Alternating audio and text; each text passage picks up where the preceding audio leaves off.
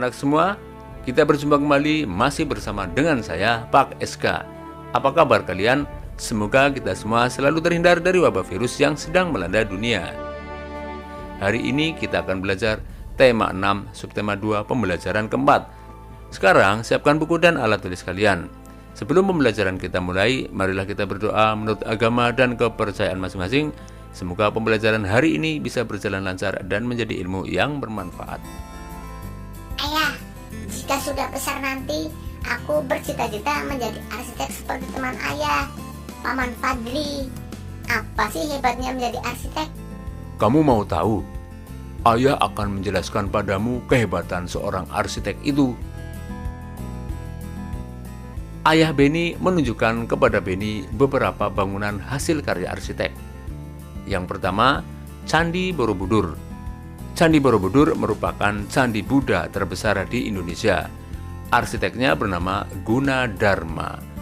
Candi tersebut amat indah dan megah, dibangun tanpa perekat dan tanpa bantuan alat modern.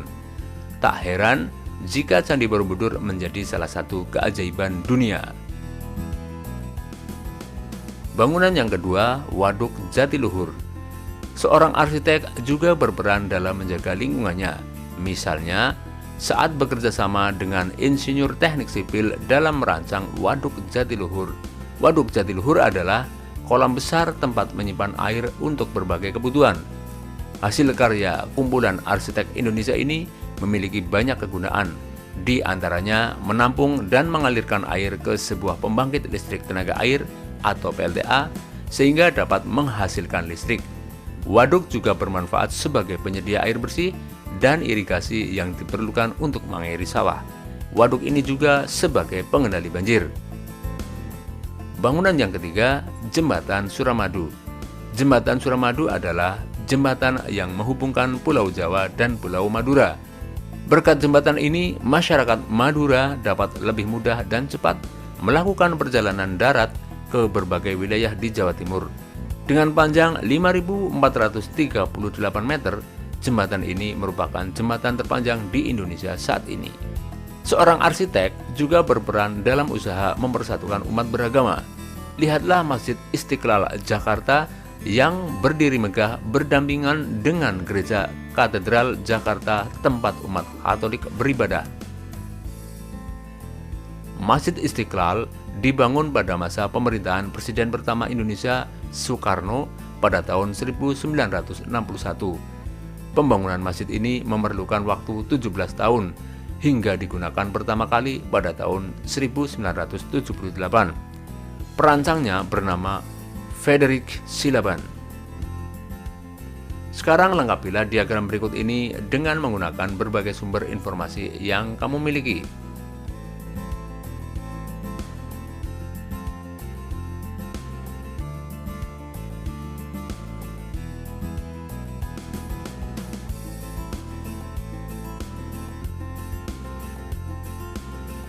Sekarang amati tayangan berikut. Dari zaman dahulu, nenek moyang kita telah membangun berbagai bangunan adat yang mencirikan kebudayaan mereka masing-masing. Setiap suku memiliki ciri bangunan dan tempat tinggal yang berbeda sesuai dengan kebutuhan dan kebiasaan masing-masing. Pernahkah kamu melihat bentuk rumah adat dari suku yang berbeda-beda? Perhatikan gambar rumah adat dari Kampung Naga, Jawa Barat di samping. Bacalah dengan seksama keterangan tentang rumah adat mereka. Rumah-rumah adat di Kampung Naga dibangun dengan cara yang unik dan memiliki tujuan dan makna sesuai kebiasaan masyarakat setempat. Rumah dibangun di atas bebatuan agar tidak longsor bagian bawahnya. Masyarakat Kampung Naga sangat erat kekerabatannya sehingga mereka membangun rumah mereka secara berdekatan tetapi mengarah ke arah yang sama, yaitu arah timur atau barat. Semua rumah akan menghadap ke arah Sungai Ciwulan yang berada di depan gerbang masuk kampung tersebut. Semua bahan bangunan dibuat dari bahan-bahan alami seperti bambu dan dedaunan karena kehidupan masyarakatnya yang sangat dekat dengan alam. Sekarang mari lakukan kegiatan berikut ini di dalam kelompokmu. Buatlah kelompok yang terdiri atas 3 orang siswa. Kamu dapat bekerja dalam kelompok yang sama pada kegiatan sebelumnya. Tentukan 2 suku asal dari orang-orang sekitarmu, bisa orang tuamu atau temanmu. Carilah informasi tentang rumah adat dari suku-suku tersebut.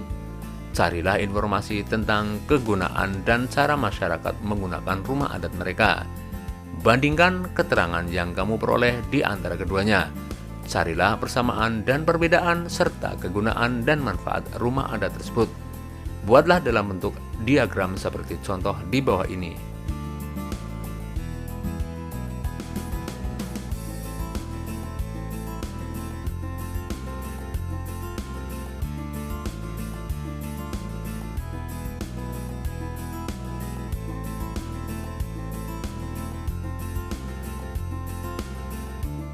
Nenek moyang kita merupakan arsitek yang hebat ya. Mereka membangun rumah adat yang sesuai dengan keadaan alam dan nilai-nilai budaya. Ya, mereka senantiasa ingin menyatu dengan alam sekitarnya. Mereka menganggap alam adalah sumber daya mereka, sehingga mereka pelihara dan jaga. Manfaat sumber daya alam di sekitar kita. Masyarakat memanfaatkan sumber daya alam di sekitarnya untuk memenuhi kebutuhan hidupnya melalui berbagai cara. Sumber daya berupa tanah, air, dan tumbuhan dimanfaatkan dalam bentuk kegiatan pertanian dan perkebunan. Sedangkan sumber daya berupa hewan dimanfaatkan dalam bentuk kegiatan perikanan dan peternakan. Kegiatan-kegiatan lain seperti perindustrian dan kerajinan merupakan kegiatan pemanfaatan sumber daya alam lanjutan setelah pertanian, perkebunan, peternakan, dan perikanan. Oleh karenanya, kamu dapat mengetahui sumber daya alam di sekitarmu dan cara pemanfaatannya dengan mengetahui pekerjaan orang-orang yang tinggal di sekitarmu. Perhatikanlah kehidupan masyarakat di sekitarmu, kemudian lakukanlah kegiatan berikut ini. Lakukan survei sederhana kepada teman-teman sekelasmu untuk mengetahui pekerjaan orang tua mereka. Lakukan wawancara singkat kepada temanmu tentang bagaimana orang tua mereka bekerja. Cari tahu sumber daya alam apa yang mereka olah atau gunakan. Catatlah hasilnya ke dalam tabel seperti contoh di bawah ini.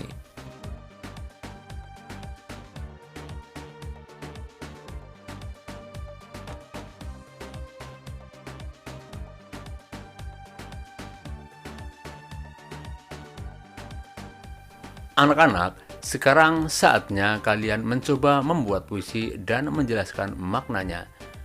Perhatikanlah rangkaian puisi berikut ini. Lengkapilah puisi ini menggunakan kata-katamu agar puisi lebih bermakna.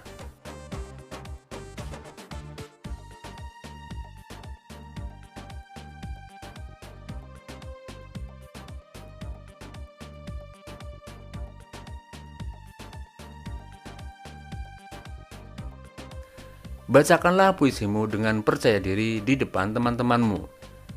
Tanggapilah pernyataan-pernyataan di bawah ini dengan kata iya atau tidak sesuai isi puisi di atas. 1. Puisi ini berkisah tentang kawan yang tidak setia. 2. Lani memberikan pendapat yang baik terhadap kawannya. 3. Kita yang dimaksud dalam puisi ini adalah Lani dan Siti. 4. Kawan yang dimaksud memiliki suku yang berbeda dengan Lani. 5. Lani akan melupakan kawannya. 6. Mereka ingin meraih cita-cita bersama. Demikianlah pembelajaran hari ini anak-anak.